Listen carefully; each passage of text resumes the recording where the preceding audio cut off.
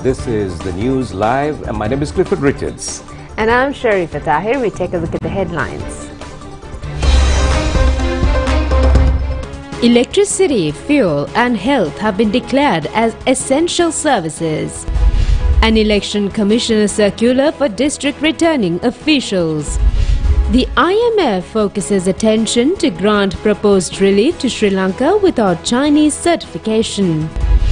Fertilizer for the yellow season is being provided without shortages. The Bandi fertilizer is being issued at a concessionary price. Sita Nivana Katha enters an international screening for the first time. 3 persons found alive among the debris of an earthquake 13 days after the occurrence. We move on to those and other stories in detail. And let's take a look at the top stories. Hindu devotees worldwide celebrates the Mahasivaratri Day tonight, giving prominence to religious observances. According to the legend, the Mahasivaratri Day is regarded as a day Lord Shiva has demonstrated to the world that he is the most powerful god among all gods. It is also believed that it was on a day like today that Lord Shiva had released a beam of light. Hindu devotees spend the night until dawn of tomorrow making offerings to God Shiva. As part of their rituals, these Hindu devotees will conduct fasts, arrive at kovils and conduct pujas and recitals of devotional songs of deities.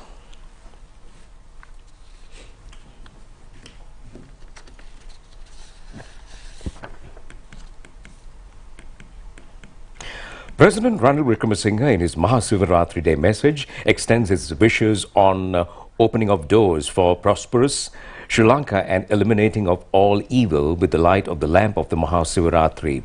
Hindus spend the night fasting with the wish that darkness would be dispelled by the rays of light. President in his message further says that another expectation of the Mahasivaratri Day is to inculcate peace, unity and equality. He further points out that we are unable to go forward as a country without having mutual respect and confidence between each other.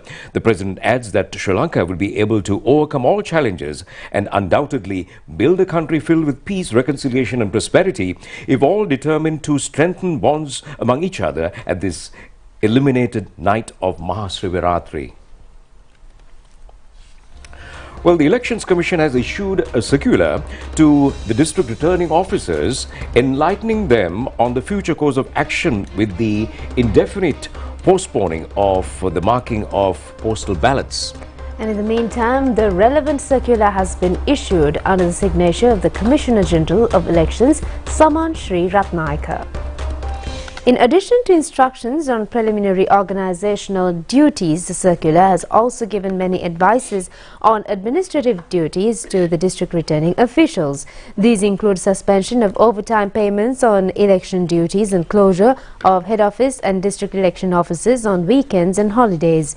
It also gives instructions on returning all officials, including staff officials, to the relevant institutions. The circular has also informed all district returning officials to return all vehicles acquired for local government elections from numerous government institutions back to these institutions.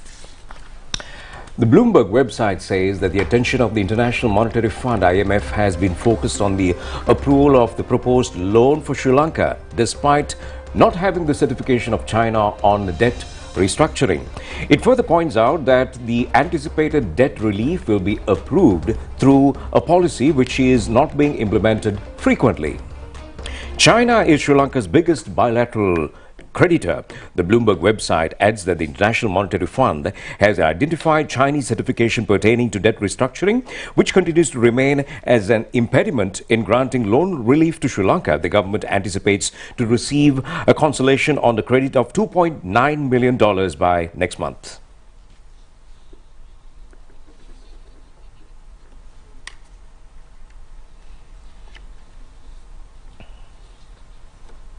Increase of electricity bills is reported to have affected many persons. Several groups have launched an agitation in this regard yesterday and today.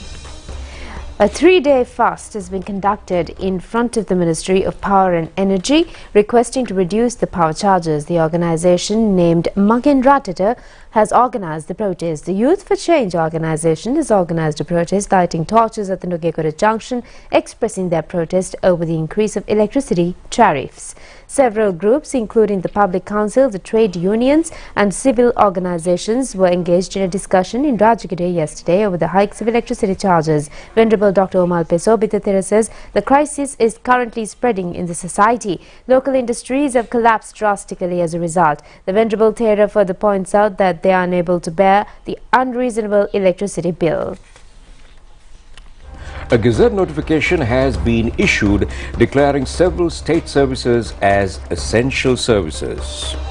Accordingly, the supply of electricity and all services connected to this issue, as well as manufacturing, supplying and distributing of fuel, has been declared as essential services. In addition, functioning of hospitals, nursing homes, pharmacies, as well as institutions engaged in treatment of patients and similar institutions connected with maintenance of patients, receiving and nurturing and safeguarding, as well as treating patients and any other work detail of utilization of labor regarding such activities have also been declared as essential services. The President Ranil Wickremesinghe has issued a Gazette notification according to Clause 2 of the Essential Public Services Act.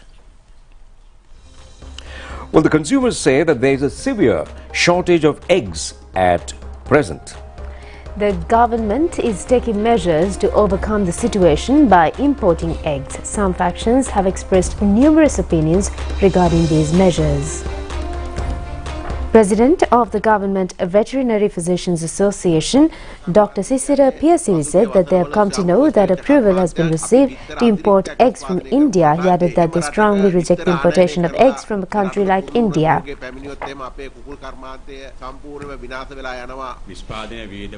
All Ceylon Poultry Businessmen Association, Najit Gunasekara, said that local poultry manufacturers have been facing desperate situations due to the imposition of a controlled price without calculating the manufacturing cost. Minister Mahinda Amaravira said that many problems had to be confronted in the process of importing eggs. When imported eggs are being sold at a lower price, it has become necessary to impose a price control on eggs. State Minister Ranjith Simalapitiya says that necessary steps have been taken to provide fertilizer for the Yala season without a shortage. Meanwhile, attention of the Ministry of Agriculture has been focused to reduce the price of a bag of Bandi fertilizer to 10,000 rupees in the Yala season. State Minister Ranjit Simalapitiya says that the government gives priority to supply fertilizer. He added that that was why payments amounting to 3.5 billion rupees were being met immediately after the payment of salaries of government servants. The State Minister further says that they are hoping to complete all payments by the first week of next month. The Ministry of Agriculture is preparing to meet cabinet paper for the reduction of the price of a 50-kilogram bag of Bandi fertilizer or MOP fertilizer to 10,000 rupees. The decrease in prices is being carried out according to instructions of Minister Mahinda Amaravira. The relevant cabinet paper is scheduled to be submitted to the Cabinet of Ministers next week. The Minister of Agriculture says that the fertilizer company and the Colombo Commercial Fertilizer Company have in their possession adequate quantities. Farmers in the Badulla district complained that their maize cultivation has become unsuccessful due to measures taken to prevent the importation of maize seeds under the seed modernization project. It has also been reported that 50-acre corn cultivation in the Khanda Kapu Ulpata is now being destroyed. President Ranil Wickremesinghe says that the government gives priority for the stabilization of the economy of the country. Addressing the 32nd Rotary District Conference of Colombo, he also said that the law and order of the country will be safeguarded without plunging into an ungovernable situation. The conference has been organized by the district number 3220 representing the Rotary Clubs of Sri Lanka and the Maldives Island. The President has also promised to build a society with a vibrant democracy. So this is the situation we are in. And as far as I am concerned, my first priority is for the economy to recover. My second priority is for the economy to recover. My third priority is for the economy to recover. And thereafter, for the people to ensure that the people don't have the burdens they have now. I will not change from that. and all my decisions and of this government will be based on economic recovery. Democracy I value, but democracy requires first public order. It requires law and order to be maintained. Without law and order, there can't be democracy. Secondly, it requires a stable economy. So if you don't have law and order, and if you don't have economic recovery, you are not having democracy, you are having anarchy. For those who want to go on the road of anarchy, they can go so, but I will not allow the country to go down that. I will ensure there is law and order, I will ensure there is economic recovery, and by next year, you will be in a position to make to decide on the fundamental changes we have to make, and what is the future you want to utilize, by utilizing your ballot. So I'll ensure by that time that the economy will recover. I'll maintain law and order. I will not allow a breakdown of law and order. I will ensure economic recovery, and I will ensure that we have a functioning democratic society before end of the year. Thank you. A special attraction in the hills, a special Jana Perihara of the historic Sri Dalada Maligawa of Kandy will be conducted tomorrow in connection with the 75th Independence Anniversary. The pageant, which commences from the Magul Madua premises of Kandy at 6:30 p.m. travels along Dalada Vidya, Atinora Vidya, Kanda Vidya and returns to the Maligawa premises. The Jana Perihara will include cultural features of other pageants such as dancing troupes as well as witnessed in the annual Asala Perihara. However, the casket of the sacred relics will not be carried in procession. Instead, a republic emblem will be displayed on the back of the majestic Tusker elephant parading the streets. In addition, there will be changes in the status of the ABC drum beats. Unlike in the Dalada Perihara, there will not be laying of coverings on the track of the majestic Tusker. The other features such as Kavikara Madua will also not be included. Special facilities have been provided to watch the Perihara. There have been several occasions on the organizing of such pageants at the special request of ancient Sinhala kings. Such Periharas had been conducted on several occasions after the year 1815 as well. The first such Perihara was conducted in 1875 based on the maiden visit of Prince Edward, the Prince of Wales, who was the son of Queen Victoria. Similar pageants have been conducted in 1954. In honor of Queen Elizabeth II, Her Royal Highness was reported to have watched the Perihara from the Pattirippu of the Sri Dalada Maligawa. Another pageant of this nature was organized in 1981 on behalf of Her Majesty Queen Elizabeth II.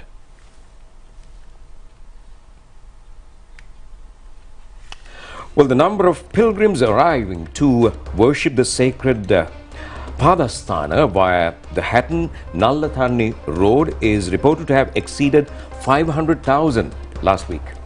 In the meantime, the Nallathanni police station says massive crowds are flocking to the sacred site through this road.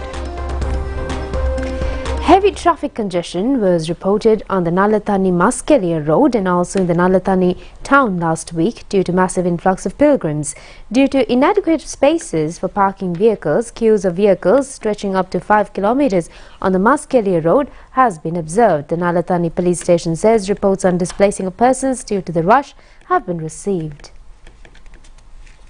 Meanwhile, a program to treat the feet of devotees arriving to worship the Sri Padasthana via Ratnapura Palabadala road was conducted yesterday.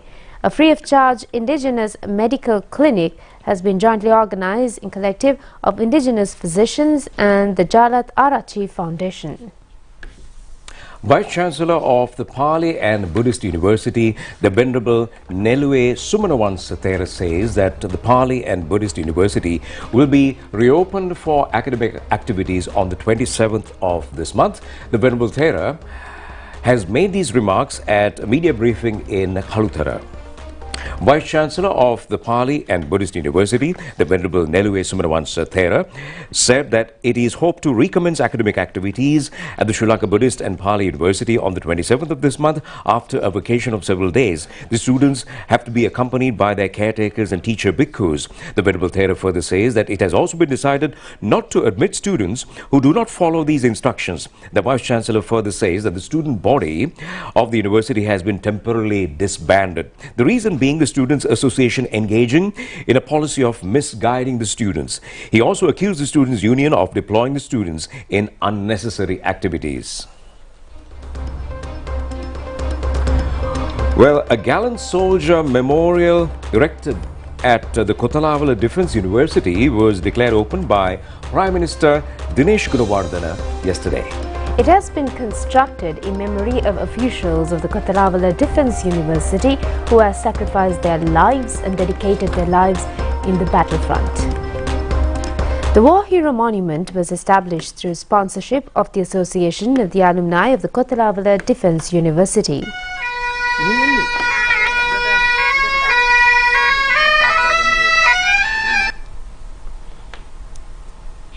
The Defence Secretary Kamal Gunaratne, Chief of Defence Staff Shavendra Silva, Commanders-in-Chief of the three armed forces, the university lecturers and members of the families of the gallant soldiers have also participated in the event. In the meantime, the single-episode teledrama titled Samaditi of the National Television have been selected for screening at the Input International Television Conference. Well, in fact, this is the first occasion of a teledrama of this type in the series of Sita Nivana Katha chosen for screening at an international television conference. And Samaditi is a direction of Ranga Bandaranaike, who is the producer at the Sri Lanka Rupavahini Corporation. Samaditi will be screened at the Taipei International Center in Taiwan from 14th to the 18th of May. A month ago, this teledrama has been nominated for the final round of the 6th Kerala International Folklore Cinema Festival. Chamara Prasanna Kudithuakku is the scriptwriter of Samaditi teledrama. Cameraman is Janit Susevheva, and it has been edited by Dimut Kuruppu. Lighting has been provided by Kanishka Dilruksha, and the makeup artist was Chandana Sinrat Bandara. Chamila Gamage is the art director of the teledrama. Ranga Bandaranaike has become the first director to direct 4 programs presented for screening at the Input International Television Conference, representing Sri Lanka continuously for 3 years. 2 of his previous single episodes named Sapalat Smaranaya and Alhale Kiribat, as well as a documentary titled Aturidanvu Obata, were screened at the international conference. The 509th branch of the Cargills Food City Network was declared open at the Torrington Square in Colombo today. The event was conducted with the attendance of Chairman of the Sri Lanka Broadcasting Corporation, Hudson Samarasinghe, and top management of the Cargills Food City Network. The new branch of the Cargills Food City is established at a convenient and spacious location in the premises of the Sri Lanka Broadcasting Corporation in Bauda Lokamavata. A special advantage for the consumers is the adequate parking facilities in a single location and single occasion. The aim of the Cargills network is to extend a friendly and efficient service with the handing over of special discounts. The general public travelling on Bauda Lokamavata are able to purchase all necessary and essential consumer commodities from this branch from 9 a.m. to 10 p.m. each day. This shop would become a tremendous boost for those who use the exercising track at the Torrington Square. Well, foreign tourists are reported to be focusing more attention these days on the thrilling water sports, and these visitors were seen using the strong water currents of the Kalinda River flowing down the stream in the Kitulgala area. Well, the world attention has been focused on Kitulgala in the year 1950 with the filming of the scenes of Kitulgala in the famous movie named Bridge of the River Kwai. Later on, the foreign tourists were enchanted by sailing through rough waters in a sport specially titled water rafting. There's a natural environment in Kitulgala where boat sailing in an extent of 5 kilometers along mountainous slopes is possible. The geological location has also added to the scenic beauty of the environment. And with that excitement in whitewater rafting, we're taking a short break and we'll be having international stories shortly.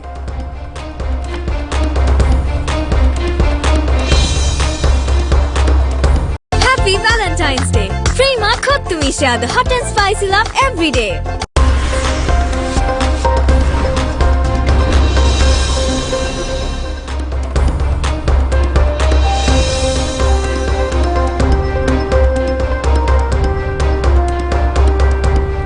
Welcome back, and we move on to news overseas now. Turkish rescuers have pulled 3 people, including a child, alive from the rubble 13 days after a massive earthquake killed tens of thousands of people.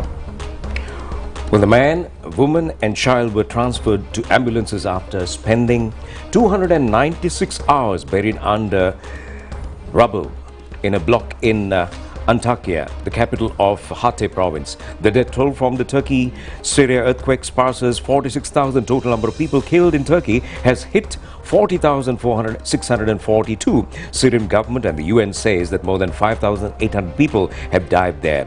The Austrian foreign minister has voiced full solidarity with Turkey after deadly earthquakes. The Turkish city, which has the epicenter of the first 7.8 magnitude quake, people are now in the transition phase of looking to rebuild their lives. The UAE and Saudi Arabia continued their humanitarian assistance for the victims of the earthquakes. The UAE dispatched 39 aid planes to Turkey and 58 aid planes to the government-controlled areas of Syria, carrying 2,624 tons of food, medical supplies and tents since the disaster. Local authorities in northwestern Syria are not giving the required access to the UN Food Agency, it has been reported. Police in Karachi say they have retaken their headquarters after it was attacked by the Pakistani Taliban. A government spokesman said that the security forces regained control after several hours and killed all 3 militants.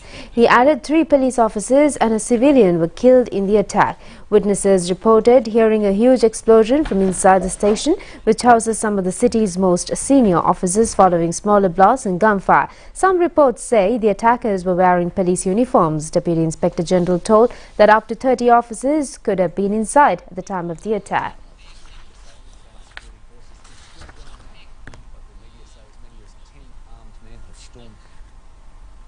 Happy Valentine's Day! Prema Kottumisha, the hot and spicy love every day.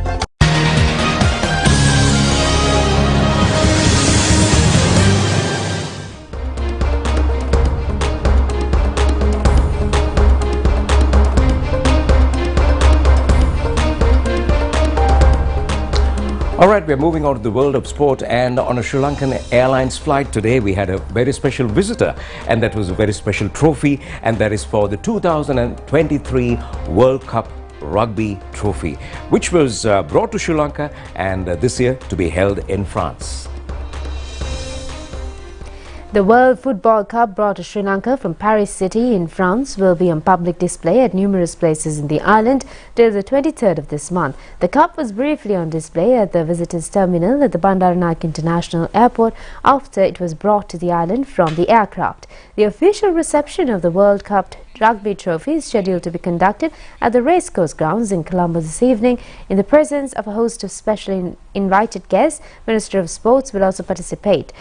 At the second unofficial one-day match between Sri Lanka A and the England Lions teams, the Sri Lanka team has scored an 87-run victory. The Sri Lanka A team, batting first, has scored 315 runs for the loss of 7 wickets, and the England Lions team, chasing a victory target of 316, was able to score only 229 runs. Happy Valentine's Day! Prema Kottumisha, the hot and spicy love every day.